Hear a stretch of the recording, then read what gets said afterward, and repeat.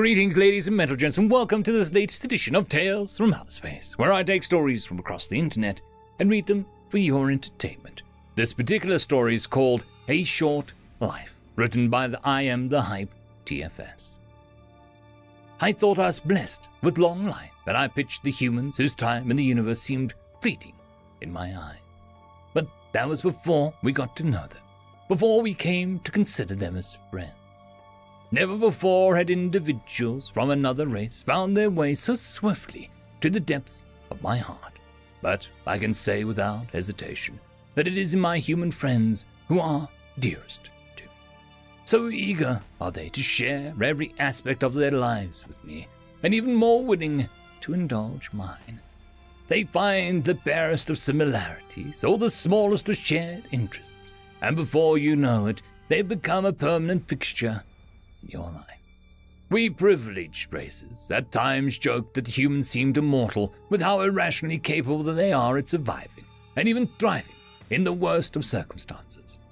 But though I have no doubt that their race will endure into eternity, we who are gifted with several of their lifetimes are all too familiar with how much of an illusion that aura of invincibility truly is.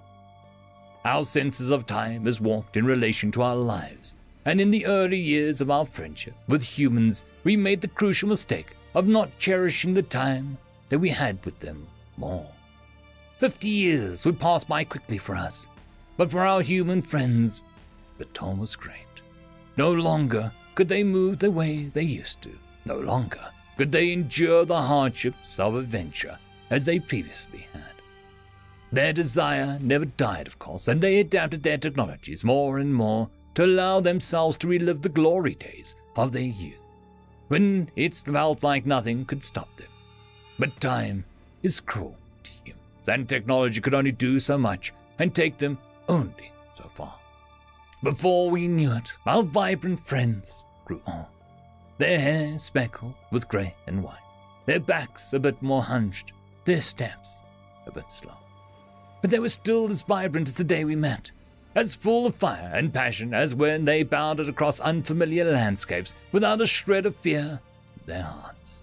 Yet, their bodies would not allow it, would not let them continue to follow their passions as they used to, slowly cutting off more and more of the life they reveled in. The day my first friend died, I laughed, because I thought it was a joke. We had been pulled apart by occasion and obligation, but kept in touch through messages and videos, even if we couldn't see each other face to face. There was no way that this incredible person who I stood in a room with mere 20 years ago was dying. But the nurse who had called me assured me that this was no joke, and that my friend had asked the hospital to reach out so that I could be there in her final moments. After several moments of being unable to process any of this, I dropped my communicator without even hanging up and broke several interplanetary laws to get to my friend's side as fast as I possibly could. I still couldn't believe it, and I prayed that it was some kind of twisted joke, some prank that I would definitely scold her for ages for, but at least be relieved that she was fine. But when I finally stood in front of the hospital, it struck me how unreasonable that hope was. I knew my friend, and she would never have done something this cruel. With each step I took into the facility, the more I felt myself breaking. My voice shook violently as I asked the nurse at the front desk what room my friend was in, and by the time I stood in front of the door, I was already in tears. But when I laid my eyes on her, it completely broke. Her hair, once bright red, was now all white. Her face full of wrinkles, and she looked so small, frail. But her smile was the same, untouched by the ravages of time, as her eyes met mine, and she slowly spread across her face. I all but threw myself at her hospital bed and openly wept like a child as I buried my face into her shoulder, while she quietly stroked my hair and held me in those thin, weak arms. I felt ashamed that she had wanted me to be there for her, but she was comforting me instead. But she didn't complain. No one.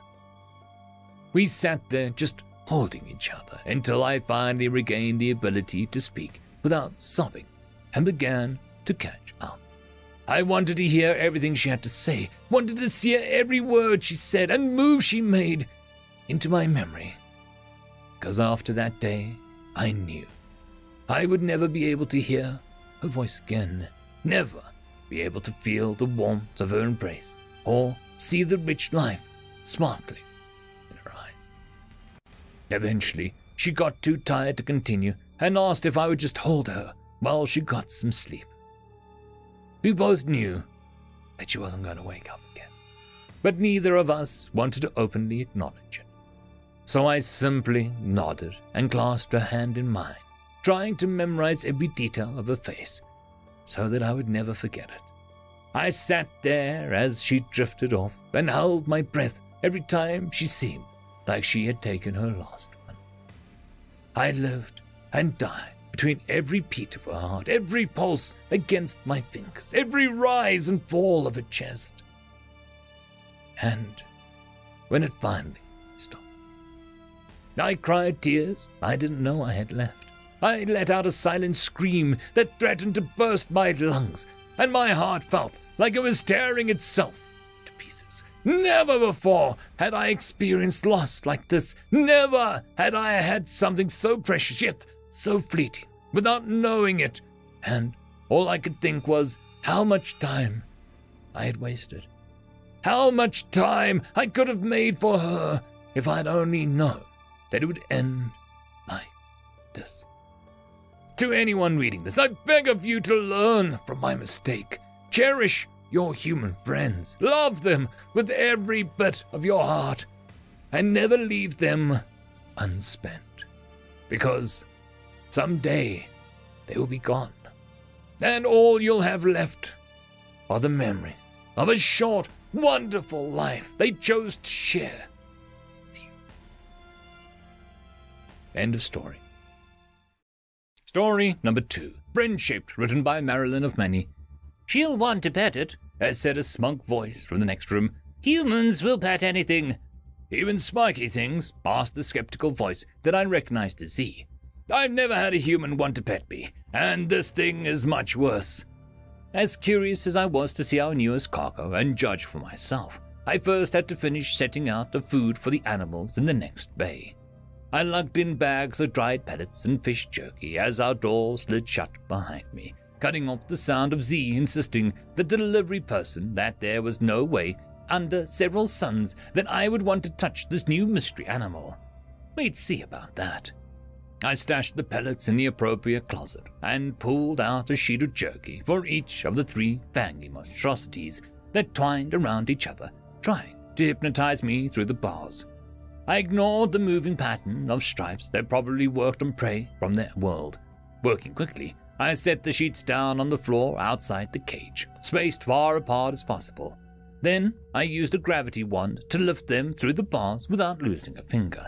Left one, right one, then middle, to keep the beasties from all jumping on the same treat. A chorus of happy growls and chewing noises filled the air. Success. I put away the gravity wand and reflected that I absolutely would have liked to scritch all 3 terrifying predators on the head, but I valued my life and limb too much for that.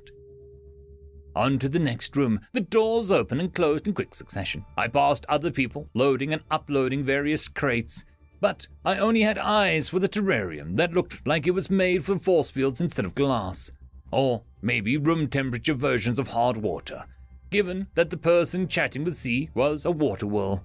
They had some pretty bizarre tech. Ah, here's the human, the water whirl said happily, her voice burbly and vaguely female. What do you think of your newest life cargo? She extended what passed for an arm and a column of goo body. Beside her, Z spread purple pincher arms in a slightly display of ta-da! Inside the tank, I saw rocks, sand, a puddle of algae, and the ugliest little ball of snot and spikes that I had ever encountered. protruding eyes struggling to focus on me like a wall-eyed chihuahua that had rolled through the most unfortunate of trash piles. "Well," I said, bending down for a closer look, "that's an animal, all right." The watermill bubbled up and down. "And it is not, as you say, cutesy-wootsy?" Z made various clicks and taps that were probably skepticism. I couldn't blame him. "Well," I said, struggling for a tactful answer, "I'm sure it's a little one. Looks a bit scared. They always get twitchy when they're moved around before egg-laying," the waterwool said with a dismissive warble.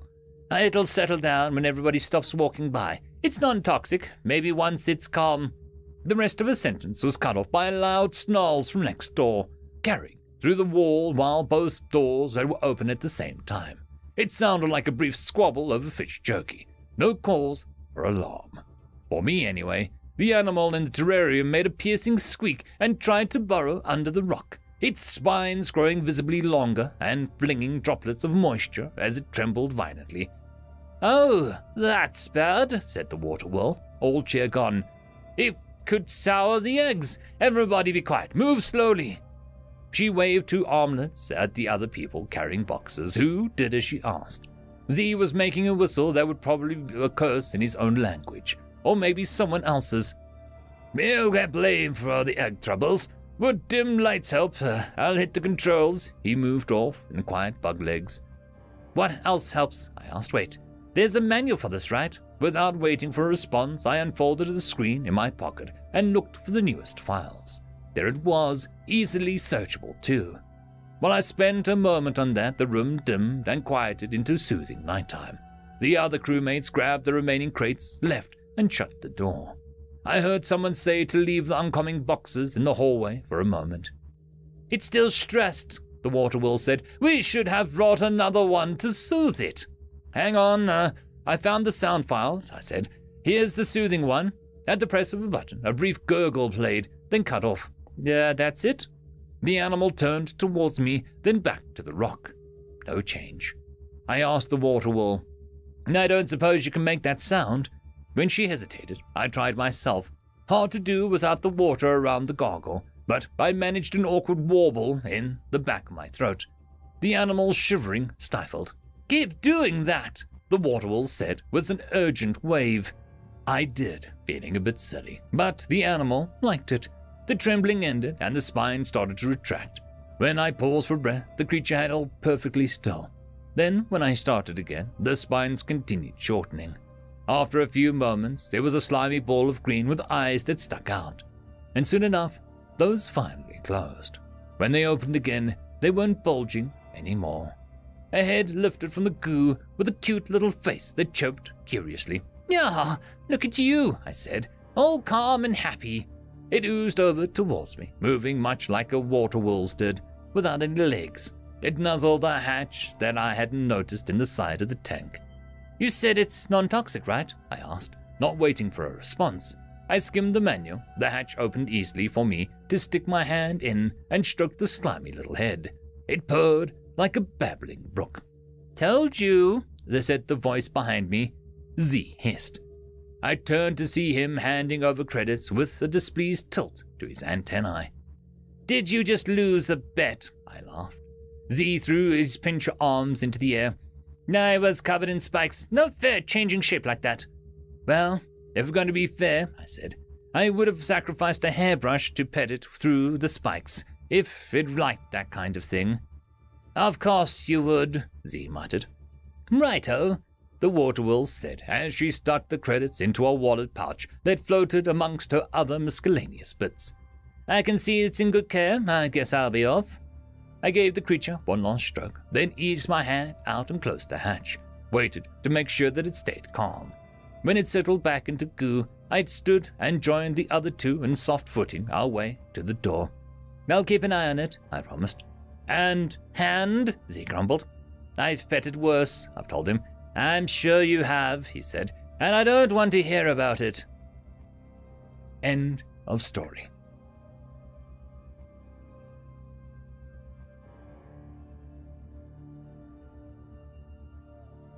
I would quickly like to thank our Tier 5 patrons, Trackzoon WRE, Quantum Wednesday, Ambrose Cattell, Lord Ashrakal, Bushmaster 177, Casper Arnholtz, Cam Maxwell, and Arcadian.